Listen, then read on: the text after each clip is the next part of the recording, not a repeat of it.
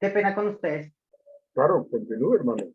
Vale. Yo seguía que ya íbamos a llegar al concepto que como el señor Eric se volvió reconocido por su concepto de confusión de individual, perdón, confusión de entidad, por ayuda de cuando trabajó con los soldados que sufrieron crisis como emocionales, trauma por la guerra.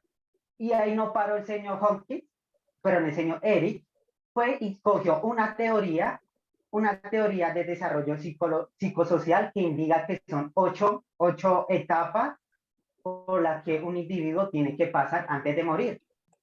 Le voy a explicar le voy a explicar las 8 etapas con sus ejemplos.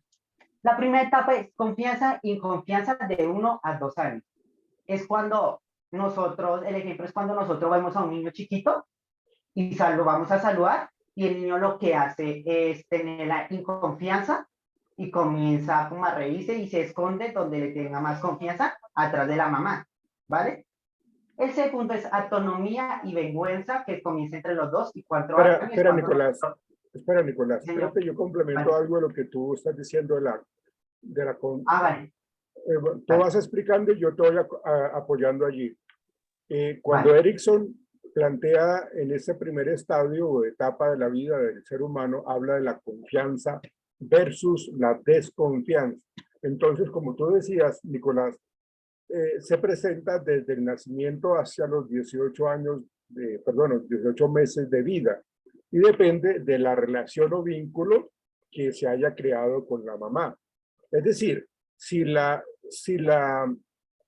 mamá en su embarazo no era un embarazo no deseado y se la pasaba totalmente siendo poco afectiva con el bebé en útero, lógicamente, pues entonces ese vínculo era bastante débil, ¿no? Entonces, cuando se genera una relación o vínculo muy malo entre la mamá y el recién nacido, esa primera etapa, el niño va a tener desconfianza. Si el vínculo es supremamente fuerte y es muy, muy favorable, pues se va a generar la confianza. Por eso se dice que la relación con la madre determinará los futuros vínculos que se establecerán con otras personas. Si yo crezco con desconfianza, pues no me voy a relacionar fácilmente. Si yo estoy creciendo con muy buena confianza, seguramente voy a ser un poco más confiado y a lo largo de la vida mis relaciones sociales van a estar mejores. Entonces, es la sensación de confianza, vulnerabilidad, frustración, satisfacción, que puede determinar cómo va a ser, digámoslo, mi camino hacia una etapa de vida adolescente, hacia una etapa de vida adulta. Entonces, estamos empezando a tener dificultades. Si yo empiezo en esta etapa de mi vida a ser desconfiado. O por el contrario, voy a tener muchas posibilidades de muchas cosas buenas si empiezo con esa confianza. Pero depende mucho del vínculo, de qué tan fuerte es el vínculo entre la mamá y el niño. Sigamos, Nicolás, con la segunda, por favor. La segunda es autonomía y vergüenza. Eso se pasa de 2 a 4 años. Es cuando nosotros comenzamos a conocer a nuestro cuerpo y comenzamos a preguntar, ¿estoy bien lo que soy? ¿Qué soy? Y ahí es cuando los papás entran a un papel muy importante para la explicación de la autonomía, como decía el señor Hong, o el señor Eric. Ok. Entonces, en esta etapa, en esta segunda etapa de autonomía versus vergüenza y duda, como dice Nicolás, habla de que se da desde los 18 meses hasta los 3 años de vida del niño. Durante esta etapa, el niño empieza a tener un autoconocimiento corporal, emprende su desarrollo cognitivo. Y si hablamos de desarrollo cognitivo, quiere decir de que está conociendo su cuerpo, está empezando a conocer su cuerpo cuando comienza a controlar y a ejercitar los músculos que se relacionan con pues lo que es la control de esfínteres o no. Entonces empieza a conocer y a darse sus primeros procesos de aprendizaje, porque empieza sabe qué es, digámoslo así, lo que es correcto, además de que los padres o los cercanos van a decirle que eso no se debe hacer, pues cada vez que hace algo negativo, pues se le llama la atención, entonces se empiezan a dar los procesos de aprendizaje. Puede conducir a momentos de dudas y de vergüenza cuando pues es un muchacho que no le prestan atención, de que como si ya venimos con la etapa de la desconfianza, pues entonces no va, es decir, todas estas etapas psicosociales de Erik Erikson van encaminadas y son importantes la una para la otra. O sea, si ya empezamos mal en la infancia, de ahí en adelante se van a dar también desventajas en las siguientes etapas. Entonces, allí en este caso, los logros en esta etapa de poder manejar su cuerpo, de poder controlarlo, desencadenan sensaciones de autonomía, de seguridad, de tranquilidad, de sentirse muy bien como con su cuerpo independiente. Entonces, por eso se habla de los procesos de aprendizaje, de autonomía o de vergüenza y duda. O duda. Sigamos con la tercera, Nicolás. Sí, sí, señor. Sería iniciativa y culpa. Eso se pasa entre los 4 y 5 años, es cuando los principios de los niños comienzan a tener un aprendizaje y entra a kinder o a jardín y comienzan a aprender las cosas más básicas que sería 1 más 1, los colores, las figuras geométricas, algo más, algo básico. Sí. Y es cuando le tiene activa. ¿Sigo o tú explícalo? No, dale hasta donde tú, antes de que comience la cuarta etapa. Sigue. Vale. Y la incentiva es cuando nuestros maestros o compañeros o padres nos dicen, no, está muy bien, lo haces bien, comienza, tenemos como, entramos a una confianza y una iniciativa que lo vamos a lograr haciendo cada vez que podamos. Pero ya llega la culpa cuando hacemos algo. Todos somos humanos y cometemos error y el niño cuando cometa un error va a llegar ahí y va a sentir la culpa como que sí, yo lo hice y pues va comenzando a aprender, como dijiste tú en la segunda etapa. Ok, en esta etapa, gracias Nicolás, en esta etapa de iniciativa versus culpa, siempre es como esa competencia entre lo que puede ser positivo y lo que puede ser negativo. Por eso se habla de iniciativa versus culpa, ¿no? Las anteriores eran autonomía versus vergüenza y la primera confianza versus desconfianza. Entonces, en esta etapa de iniciativa versus culpa, como lo dice Nicolás, va más o menos entre los 3 hasta los 5 años de edad, ¿sí? El niño empieza, este personaje pequeñito empieza a desarrollarse tanto de una manera muy rápida, tanto en lo físico como en lo intelectual. Crece sus intereses por relacionarse con otros pequeños, por el juego, por vincularse con ellos, poniendo a prueba sus habilidades y sus capacidades.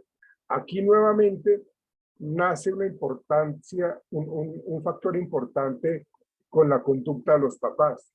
¿Por qué? Pues porque si estamos hablando de iniciativa versus culpa, si yo soy un papá castigador, si yo soy un papá que cuestiona, si yo soy un papá que no valora las cosas pequeñas de mi hijo o de mi hija, entonces pues lógicamente le estoy generando a él, a mi pequeño o a mi pequeña, le estoy generando mucha culpa.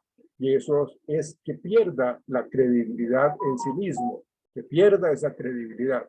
Por el contrario, si yo soy un papá en donde está muy pendiente, no sobreprotector, pero sí está muy pendiente de lo que hace mi hijo o mi hija, pues entonces le estoy generando iniciativa. Es decir, que los niños cuando tienen la curiosidad de hacer algo y que si se equivocan, pues yo no, pues como padre yo no le puedo caer encima y regañarlo, insultarlo y humillarlo porque se equivocó. No, es precisamente que yo le valore esa curiosidad, que yo le valore esos pasos tan importantes que está dando y eso le genera pues muchísima motivación, ¿sí? Pero, como les digo, si los padres reaccionan negativamente a las preguntas del pequeño o la pequeña, pues entonces esa iniciativa se va a perder. Es probable que se genere esa sensación de culpabilidad, ¿no? ¿Yo para qué le voy a preguntar a mi papá? ¿Para qué le voy a preguntar a mi mamá? Eso me pegan mi vaciadón, mejor me quedo quieto. Y cuando yo no hago las cosas, pues entonces me regañan. Y cuando me regañan, pues ahí está la sensación de culpabilidad. Entonces, esa es la tercera etapa psicosocial que nos plantea Erikson, de iniciativa versus culpa. La cuarta, Nicolás, por favor. La cuarta sería laboriosidad y inferioridad. Laboriosidad versus inferioridad. No se le olvide el versus. Sí, Dale. sí, señor. Perdón.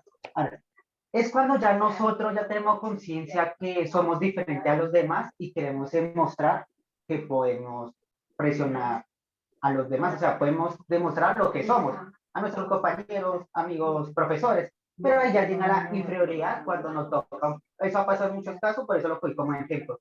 Cuando llega un profesor y por pensar que tiene un conocimiento más recogido y intelectual, comienza a humillar a la estudiante y ahí comenzamos a conocer que la inferioridad. Ok, en este estadio, pues ahí no lo mencionaste, Nicolás, que va entre los 6 y 7 años de edad de la persona, ¿no? Acá los niños pues muestran un interés muy genuino, muy creativo por el funcionamiento de las cosas, ¿no? Entonces es la época del por qué, ¿sí? E intentan llevar a cabo muchas actividades por sí mismos. Si tenemos confianza, si tenemos seguridad, seguramente vamos a tratar de ser laboriosos. Laboriosos es como como el término que emplea Erikson, es empezar a lanzarse a hacer las cosas por sí solo, ¿sí? Por eso es importante que las etapas anteriores la persona haya logrado pasarlas, pero depende mucho de los padres de familia o de las personas que conviven, las personas adultas que conviven con ellos, ¿sí? No le echemos siempre el agua sucia a los papás. Pueden ser los abuelos, pueden ser los tíos, pueden ser los hermanos mayores, ¿sí? que están allí y entonces influyen de una manera o positiva o negativa. Entonces, si estamos hablando de la capacidad que tiene el pequeño para hacer sus propias cosas, de ser creativo, de asumir los retos por él mismo, estamos hablando de la laboriosidad, ¿sí? Y la contraparte, pues sería la inferioridad, ¿no? Si yo ya vengo con unas consecuencias negativas de mis años anteriores, pues entonces voy a sentirme inferior. Yo ni para qué lo voy a pensar. Considero que no tengo el conocimiento, considero que no tengo la habilidad, que no tengo la destreza. Entonces, pues lógicamente, mi pensamiento va a ser totalmente negativo, ¿sí? De no confiar, de no creer, de que me van a regañar, ¿sí? Entonces, en el caso de que esto no sea bien acogido, el que no tenga yo laboriosidad, entonces voy a tener fracasos, me voy a desmotivar frecuentemente, y me voy a estar comparando con las otras personas, o la gente, que es mucho más grave, me terminan comparando con los demás, ¿sí? Entonces, ahí es cuando se desarrolla en el niño la inferioridad, la sensación de inferioridad, y que pues lógicamente lo hará sentirse mucho más inseguro para futuras circunstancias o situaciones. Dale, Nicolás, con la siguiente etapa, por favor. Seguimos la etapa 5, que es entidad versus confusión, que comienza entre los 15 y 19 años de la adolescencia. Es cuando nosotros ya sabemos que fuimos niños, estudiantes de la sociedad, pero ahí comienza que hay muchos jóvenes que ya todavía siguen desconociendo su identidad, todavía no sabe su identidad como el género, quién soy, todavía hay muchas personas que están así. Y ya comienza la confusión cuando nos tocan unos padres como muy, sí, como muy progresivos, como muy religiosos, que dicen como, bueno, yo quiero que usted coja esos puntos de vista y lo obligo, pero lo obligo y ahí comienza cuando el joven comienza con una confusión que no sabe qué hacer. Sí, tiene que ver con eso, ¿no? Es una etapa muy crucial en la vida de cada uno de nosotros, es una etapa supremamente importante y es la exploración de la identidad, por eso se le llama así, exploración de la identidad versus la difusión de la identidad, ¿sí? Y lo que plantea en esta etapa, donde ocurre, como decía Nicolás, en la adolescencia, en esta etapa, una pregunta muy constante que se generan las personas acá es, ¿quién soy? ¿Quién soy? ¿Quién soy como hombre? ¿Quién soy como mujer? ¿Quién soy como hijo? ¿Quién soy como estudiante? ¿Sí? Entonces acá los adolescentes, ¿sí?, empiezan a darle como sentido a ese término de adolescentes. Porque es que se le llama adolescentes porque adolecen de. La palabra adolescente, si uno la entiende de esta manera, es porque me hace falta algo. Adolezco de algo, por eso se llaman adolescentes. Empiezan a mostrarse de una manera mucho más independiente, empiezan a querer de pronto ser un poco más libres, entre comillas, ¿sí?, a tomar distancia de los papás. Entonces, como estamos hablando de adolescentes, entonces ya quieren entonces tener su mundo de amigos, de pronto ya no llegan a la casa, entonces ahí estamos hablando de esa identidad, de esa exploración de la identidad, ¿sí? Pero si la persona no tiene, pues como claro ese camino, ¿sí?, entonces va a tener dificultades. Aquí lo importante es que ellos prefieren, en ese tiempo de adolescentes, seguramente ustedes lo tienen muy claro, esta etapa de del desarrollo psicosocial de Erik Erikson, acá los adolescentes prefieren compartir más tiempo con sus amigos, con sus pares, prefieren comenzar a pensar en el futuro, entonces empiezan a tener ensoñaciones, anhelos, metas, pero muchas veces esas metas no son muy bien aterrizadas, ¿no? Pero quieren también decidir estudiar, quieren trabajar, quieren de pronto traspasar fronteras del país, donde vivir, entonces empiezan a tener un vínculo social supremamente mucho más arraigado. Y en esa exploración de sus propias posibilidades que se produce en esta etapa, cuando no viene de atrás toda esta cuestión positiva, pues entonces comienzan a apuntar su propia identidad basándose en las experiencias vividas. Entonces, si no tengo confianza, si no tengo autonomía, si no tengo identidad, pues entonces fíjense que las cosas van a ocurrir de una manera negativa. Se van a sentir confusos acerca de su propia identidad. Y cuando se empieza a tener esta dificultad en su propia identidad, es cuando empiezan a tomar caminos diferentes con respecto a la identidad de género, ¿no? Como hacia dónde yo quiero, o sea, me gustan las mujeres o me gustan los hombres. Entonces ahí empieza a tenerse un poco como la claridad de todo eso. Y luego sigue la etapa número 6, Nicolás. Sería impunidad versus aislamiento, aislamiento, perdón. Eso pasa Intimidad, de... intimidad versus aislamiento. Intimidad versus aislamiento. Vale. Sí, no, perdón.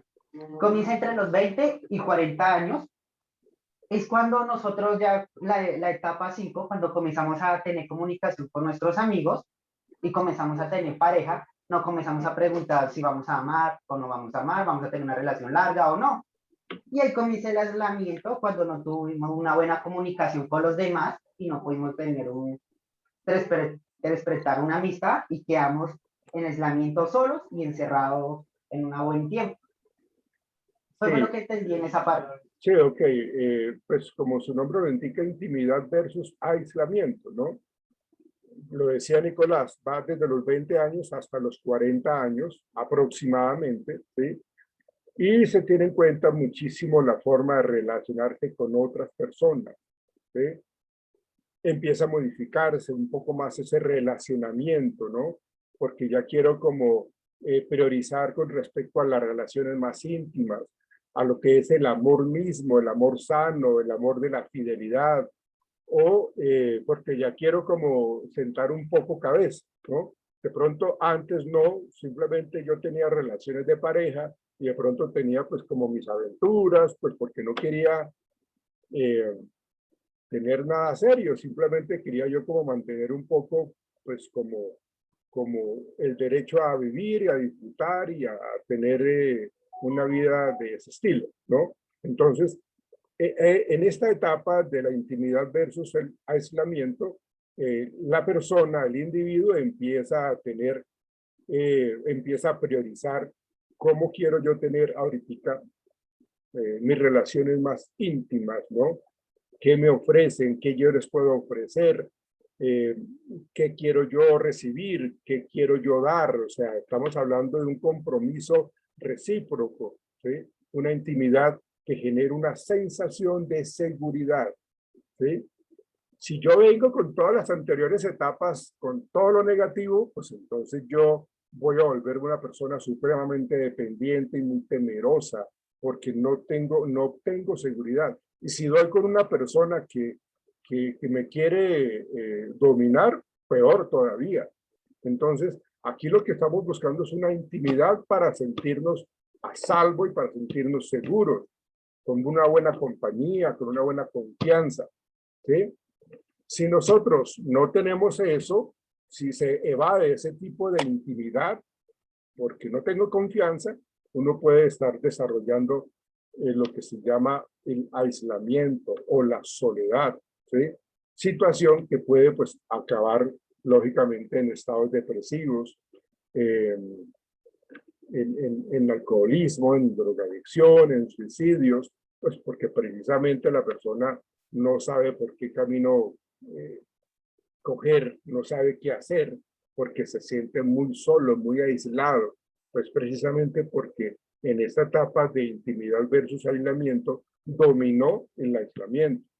Pero tiene que ver, si ustedes imagínense por favor estas etapas psicosociales de Erik Erikson como una escalera, ¿no? Va superando una, pasa a la otra y van ascendiendo, pero es importante tener resuelta una para pasar a la otra y así sucesivamente. Vamos con la 7, número 7, Nicolás, por favor. Sí, señor. Generatividad versus estancamientos, que es de 40 y 65 años. Ajá. Que generatividad es cuando nosotros ya hacemos como un todo, como un pausa y comenzamos a hacer otras cosas nuevas y comenzamos como a ayudar a la sociedad, a la gente, le damos como le ayudamos y así. Pero si llegamos a estancamientos, ¿ves? Estancamientos es cuando empezamos y hicimos que porque no logramos la primera vez, porque no lo logramos y comenzamos así a tener como ese récord, como que porque no lo pudimos, que qué pasó y así. Fue lo que entendí. Sí, en este lapso de vida o en este lapso de tiempo de nosotros en la vida, la persona pues lógicamente le dedica mucho tiempo a la familia. Si yo en las etapas anteriores he logrado establecer una unión familiar, una unión de pareja, tengo hijos y vivo con ellos, pues lógicamente estoy generando un buen compromiso a nivel familiar. Es decir, tengo generatividad, logré formar un hogar, logré ser padre o logré ser mamá, tengo hijos, tengo una muy buena relación con ellos, he sido un modelo de comportamiento muy chévere, ¿no? Muy, muy sano. Entonces aquí estamos hablando del encontrar ese equilibrio entre la productividad evitando el estancamiento, logrando entonces que el porvenir de los míos, el futuro de mis hijos, está muy bien, pero eso se está presentando porque yo fui una persona supremamente correcta, porque fui una persona muy productiva, porque todo lo que yo les enseñé fue algo sano y pues bueno, muy favorable. Si no es así, pues lógicamente, pues entonces se está dando lo que tiene que ver con el estancamiento, ¿no? Que mire, por haber yo hecho esto, o mire, por haber yo no hecho esto, por haber yo sido infiel todo el tiempo, entonces yo ahorita no tengo estabilidad emocional, yo no tengo, mis hijos están pues por allá por otro lado, no me escuchan, no me paran bolas, no me tienen en cuenta, o sea, la relación es totalmente distante, entonces yo me siento estancado, ¿sí? Yo me siento supremamente mal, porque yo hice eso, porque yo tomé esta decisión, o sea, me siento en una frustración permanente. Entonces, al sentirse estancado, no logra canalizar todo ese esfuerzo, porque pues igual todo lo que hizo fue totalmente erróneo, ¿sí?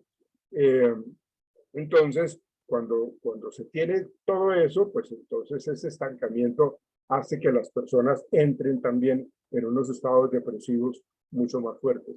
Aquí ya estamos hablando de personas de entre 40 y 60 años o más. O sea, ya es una situación en donde yo no pude aprovechar mi vida.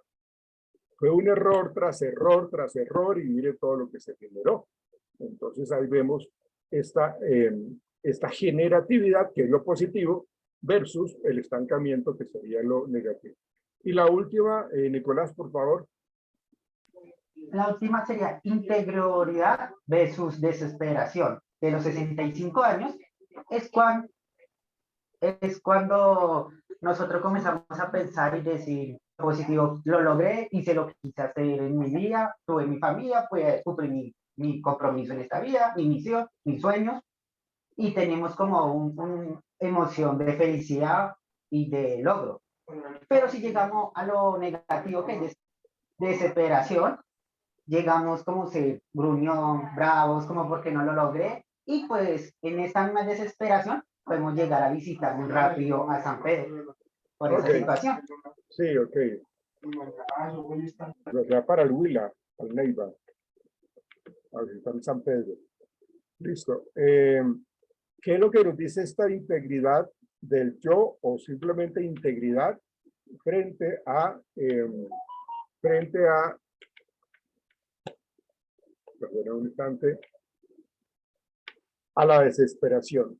Y aquí lo característico de esta etapa psicosocial que nos plantea Erik Erikson es que cuando yo llego a mis años dorados, cuando yo llego a los 65 años, yo en cierta manera me van a cobrar factura, me van a pasar factura de todo lo que yo hice en mi vida, todo lo positivo o negativo que yo hice en mi vida.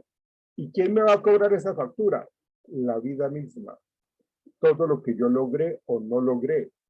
Entonces aquí es cuando yo no quiero, si yo tuve un mal desarrollo de mi vida, social, de pareja, económica, profesional, lo que sea, aquí es cuando yo no quiero voltear a mirar atrás, porque lo que yo estoy dejando no ha sido significativo.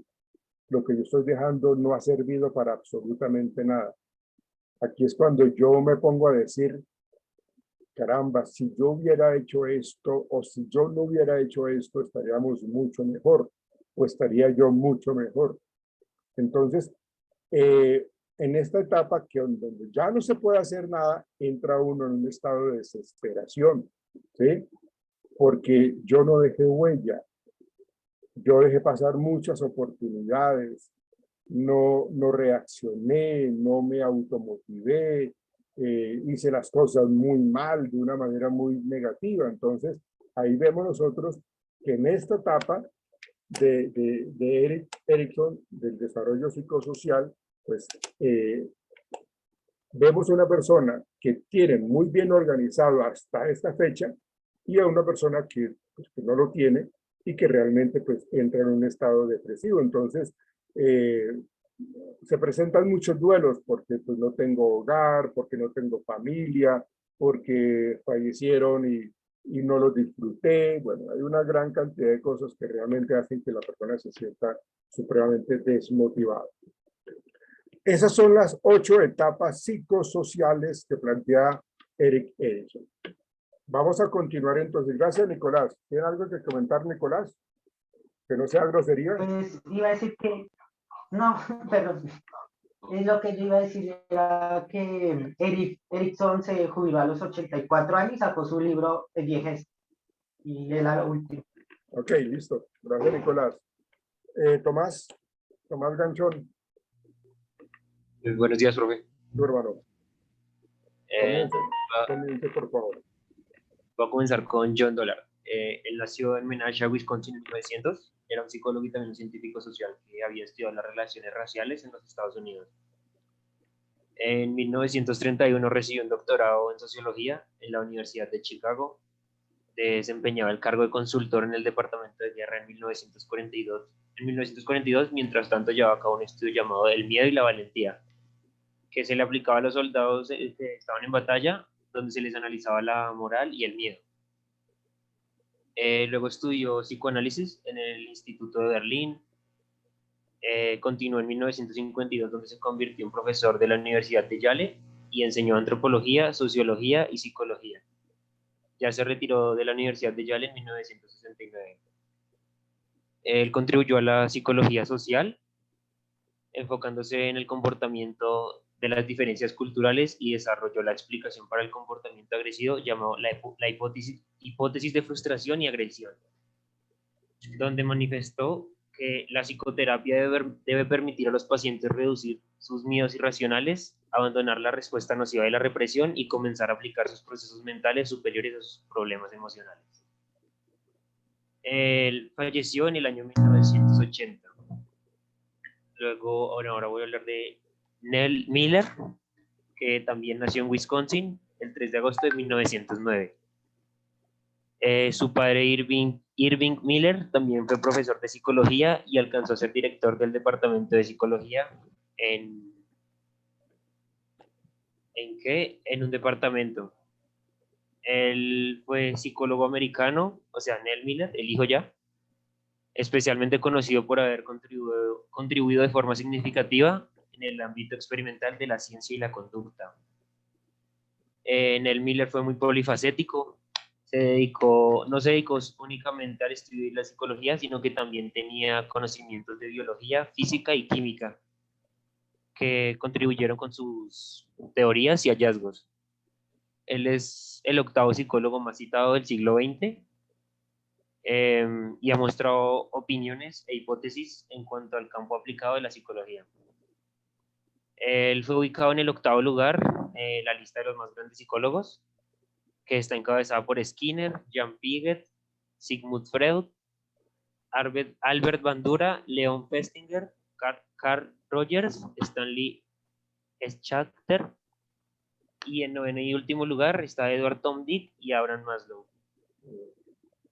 En 1935 se estableció como profesor durante 3 décadas, hasta 1966, que se vinculó a la Universidad Rockefeller, donde comenzó a trabajar en la psicología fisiológica. En la década de los 70 enseñó en la Universidad Commel. Finalmente se devolvió a la Universidad de Yale en 1985 como investigador asociado. Dollar y Miller fueron los primeros profesionales en avanzar en el concepto de la teoría del aprendizaje social. Durante las investigaciones que ellos dos hicieron, porque cuando se menciona a Miller, se menciona por derecha a Dollar, porque ellos sigan de la mano, investigaron juntos todo. Llegaron a la conclusión que la primera motivación de la persona consiste en reducir algunos impulsos. Decían que habían actitudes que se podían saciar, pero no eliminar, como la ansiedad, el miedo y la ira. Ellos dos abordaban el miedo como su centro de estudio en general de todo lo que investigaban, y decían que las personas experimentaban con conflictos conscientes e inconscientes en su día a día debido al miedo. Argumentaron que el miedo nos lleva a la represión, y pues ya para finalizar decían que la frustración siempre conduce a la represión. ¿Eso sería, Tomás? Sí, señor. Ok, rápidamente, hay algunos aspectos importantes también mencionar que de pronto Tomás no lo tuvo en cuenta, y tiene que ver, aunque su merced mencionó lo del proceso de aprendizaje, que fue lo que más trabajaron ellos dos, Dollar y Miller, que siempre trabajaron juntos. ellos plantearon un principio muy importante en los procesos de aprendizaje con 4 aspectos importantes. Uno de ellos es el impulso. Cuando hablamos del impulso, es un estímulo que motiva a la persona a hacer algo. O sea, si yo tengo hambre ahorita, digamos, ese sería mi impulso. O sea, hay un desequilibrio en mi organismo que me dice, oiga, necesitamos comer algo. Entonces, ese impulso es la necesidad de comer algo. Hay un desequilibrio en mi organismo que me dice, vamos a comer algo. Necesito ir a comer algo, ¿sí? Entonces, empieza a generarse ese impulso. Luego, hay un indicio como segundo aspecto importante en la teoría de Toller y Miller en el proceso de aprendizaje, y ese indicio se refiere a algo externo que me dice a dónde yo puedo ir a satisfacer esa necesidad de alimento. Entonces, si yo, por ejemplo, veo la M de McDonald's, si yo ya la veo en la calle, pues yo ya sé que allá van a venden hamburguesas. Entonces, como yo tengo hambre, el impulso es la necesidad de satisfacer esa necesidad. Tengo hambre, entonces el indicio es toda esa señal externa que aparece en la sociedad, en el contexto, y se refiere a ese estímulo específico que me indica a mí, a mi organismo, cuándo, dónde y cómo debo responder. Entonces, ¿qué tengo que ir yo? Si yo tengo hambre, pues entonces yo voy a McDonald's y hago la fila y pido lo que yo quiero y me siento en la mesa, me llaman a recibir el pedido, entonces me lo entregan y empiezo a comer, ¿sí? Empiezo a comerme la deliciosa hamburguesa, ¿sí? Entonces, pues lógicamente, eso hace que ese indicio me indique a mí qué debo hacer. O sea, si McDonald's está hacia la derecha, pues yo no voy a coger hacia la izquierda. Todo indica qué debo hacer. Por eso se habla de cuándo, dónde, cómo debo responder.